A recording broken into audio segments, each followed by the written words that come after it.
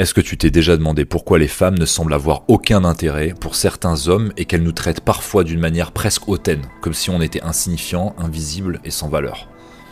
Ça ne vient pas que des femmes, mais aussi de ce que l'on dégage en tant qu'homme. En fonction de notre attitude et de nos actions, une femme nous regardera d'une manière totalement différente. Dans cette vidéo, on va partager 6 codes qui vont augmenter notre valeur et pour attirer de manière authentique les femmes qui nous plaisent. Numéro 1. Se concentrer sur soi, ne pas être dans le besoin. 90% des hommes sont désespérés et ils recherchent l'attention des femmes pour se sentir bien dans leur peau, pour être validés, pour se sentir plus complets, pour se donner une raison d'exister. Ils sont dans le besoin. C'est pas attirant d'être dans le besoin. Ce qui plaît, c'est le fait d'être concentré sur soi, sur ses objectifs, sur son développement personnel. Une personne dans le besoin n'aspire pas confiance. Une personne dans l'abondance et dans la confiance, ça, à l'effet inverse, ça attire. Un homme de valeur, il se concentre sur lui, sur son développement personnel, professionnel et social, et non pas uniquement sur les femmes. Les femmes, c'est un des points importants dans la vie des hommes, mais toutes nos décisions, nos attentions et nos pensées ne devraient pas tourner autour des femmes.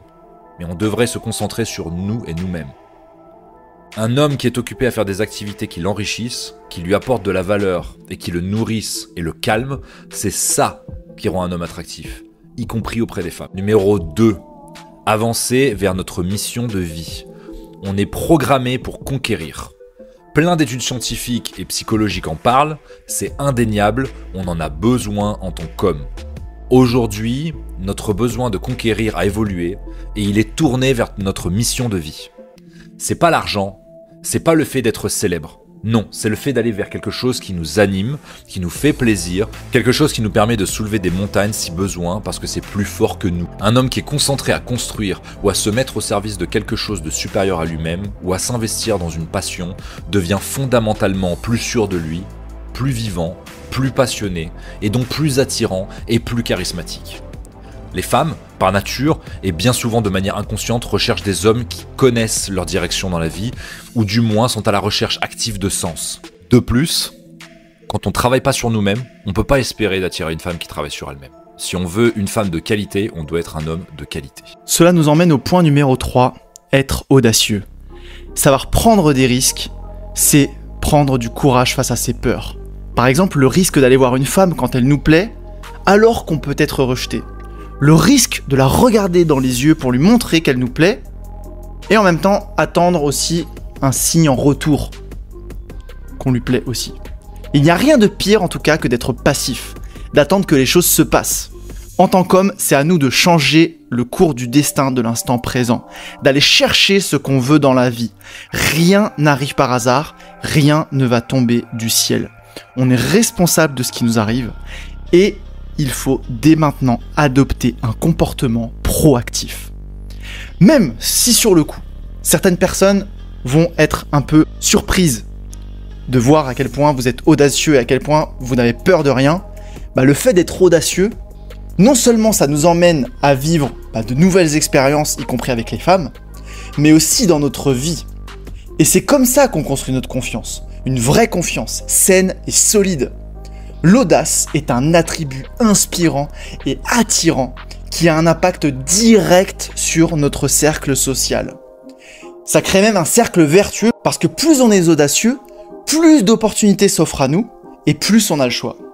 Ça augmente potentiellement notre capacité à attirer la chance dans des opportunités qui peuvent bouleverser notre vie. Point numéro 4, à l'inverse, c'est savoir être seul et se satisfaire de soi. 66% des hommes de moins de 35 ans se sentent seuls en France. On en a parlé dans le point numéro 1 quand on disait ne pas être dans le besoin. Et bien là c'est pareil. La majorité des hommes s'accrochent aux femmes, même aux autres, pour combler un manque intérieur. Ce manque, personne ne peut le combler à part nous-mêmes. Et d'ailleurs c'est le meilleur cadeau qu'on puisse se faire. C'est savoir savourer et favoriser les moments de solitude. Ça nous aide même à nous recharger et à gagner en clarté, bien sûr tant qu'on ne gâche pas notre énergie créatrice suprême dans des mouchoirs Kleenex. Non, ça veut dire faire des choses pour soi-même, par soi-même. S'explorer comme on explorerait une femme et comme on explorerait la vie avec une femme. Comme le fait d'aller au resto pour soi-même, par soi-même.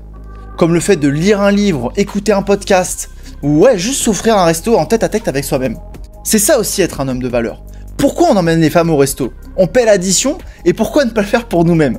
Le fait d'aller dehors, de s'autoriser à vivre de nouvelles expériences, vraiment faire ce qu'on a envie. Par exemple, partir en voyage seul, quelque part, ou même à l'intérieur de nous. C'est là la clé pour faire face avec courage à nos démons intérieurs de solitude.